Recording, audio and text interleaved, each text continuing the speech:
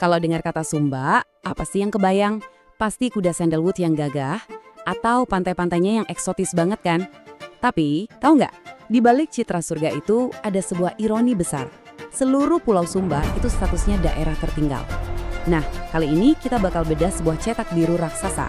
Sebuah rencana super ambisius buat 20 tahun ke depan yang tujuannya mengubah total nasib Sumba. Yuk kita dalemin bareng-bareng.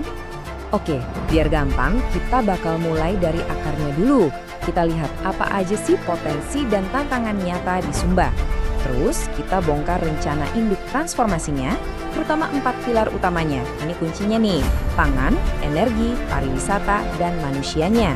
Nah, di akhir kita bakal lihat gimana semua ini mau dijalankan buat mewujudkan visi besar Sumba 2042.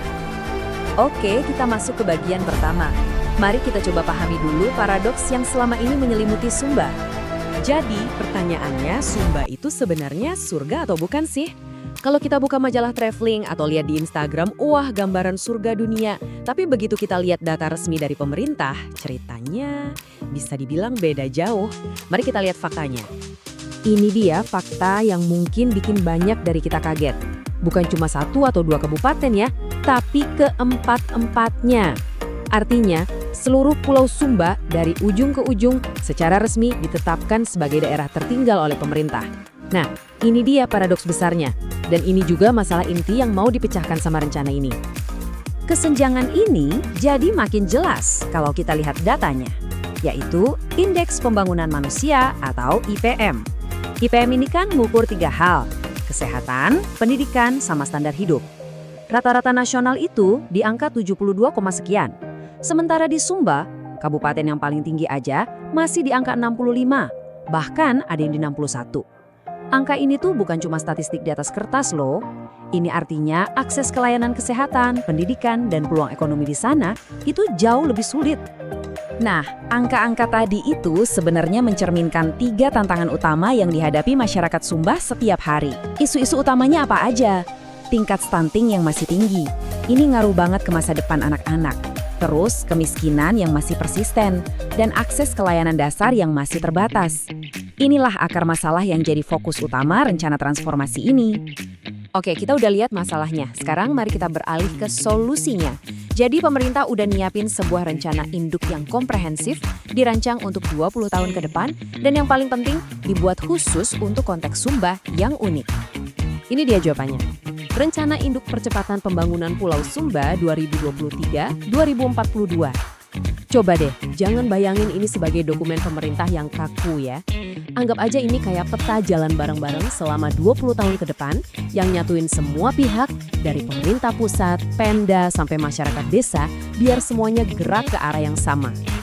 Rencana ini juga nggak dibuat asal-asalan loh.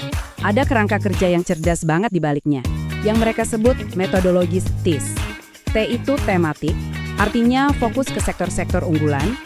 H itu holistik, jadi ngelihatnya gambaran besar, gak sepotong-sepotong.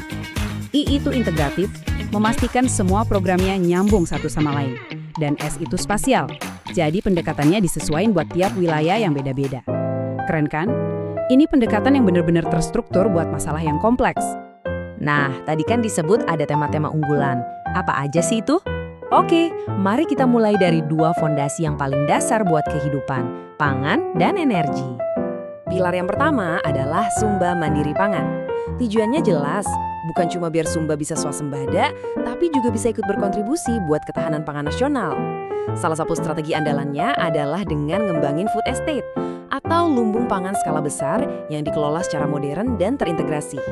Strateginya pun menyentuh semua lini, mulai dari modernisasi pertanian biar hasil panennya melimpah, terus memperkuat peternakan lokal yang ikonik itu, sampai memberdayakan para perempuan, dan yang paling penting, memastikan petani dan nelayan dapat harga yang adil buat hasil kerja keras mereka.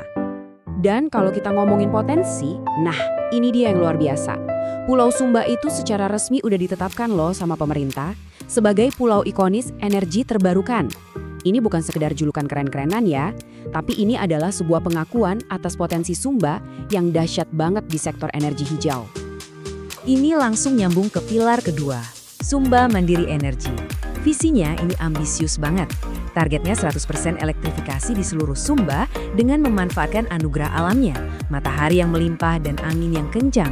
Dan bahkan, harapannya, Sumba bisa jadi pengekspor energi bersih. Keren banget kan? Oke, urusan perut dan listrik kita udah bahas. Sekarang kita beralih ke dua pilar tematik berikutnya. Nah, yang ini fokusnya ke pertumbuhan ekonomi dan, yang paling penting, ke pengembangan sumber daya manusianya. Pilar ketiga, namanya aja udah menjual banget. Sumba, surga tersembunyi. Kunci dari pilar ini bukan soal datengin turis sebanyak-banyaknya, justru sebaliknya. Ini tentang pariwisata yang berkualitas dan berkelanjutan, yang menjadikan budaya dan alam Sumba sebagai daya tarik utama, bukan malah mengorbankannya demi turisme. Terus gimana caranya? Ya dengan bangun infrastruktur pendukung, bawa mahakannya kayak tenun Sumba ke pasar global lewat promosi digital, dan yang paling penting nih, memastikan kalau masyarakat lokal adalah aktor utama yang menikmati hasilnya, bukan cuma jadi penonton di tanah mereka sendiri. Dan ini dia pilar terakhir sekaligus yang paling fundamental menurut saya, Sumba berdaya. Poin krusialnya simple aja, semua pembangunan fisik, semua infrastruktur canggih itu nggak akan ada artinya kalau manusianya nggak dibangun. Tujuannya adalah menciptakan generasi Sumba yang sehat, cerdas, dan punya keterampilan. Fokusnya di sini jelas banget, dimulai dari yang paling dasar, yaitu ngatasin masalah stunting. Terus, memastikan semua anak punya akses ke pendidikan yang berkualitas. Dan setelah itu, ngebekelin generasi muda dengan skill-skill yang relevan dengan sektor unggulan Sumba, kayak pariwisata dan energi terbarukan tadi. Oke, kita udah lihat 4 pilar tematik yang luar biasa kan? Nah sekarang, mari kita simpulkan dengan melihat apa aja sih fondasi yang dibutuhkan supaya keempat pilar ini bisa berdiri kokoh dan visi 2042 itu benar-benar jadi kenyataan. Tentu aja, 4 pilar tadi itu gak bisa berdiri sendiri. Mereka butuh fondasi yang kokoh banget. Pertanyaannya, apa aja sih fondasi itu? Fondasi ini adalah hal-hal yang seringnya nggak kelihatan, tapi krusial banget. Jalanan yang mulus, sinyal internet yang stabil, akses air bersih, pemerintahan yang bersih dan efisien, serta komitmen yang kuat buat jaga kelestarian lingkungan dan kekayaan budaya Sumba. Tanpa ini semua, ya, semua rencana besar tadi cuma akan jadi angan-angan. Dan yang perlu diingat, ini adalah perjalanan jangka panjang yang strategis, bukan proyek semalam jadi. Dimulai tahun 2023 dengan target-target yang bertahap. Sampai tahun 2029, fokusnya itu ke pemenuhan infrastruktur dasar dan kemandirian.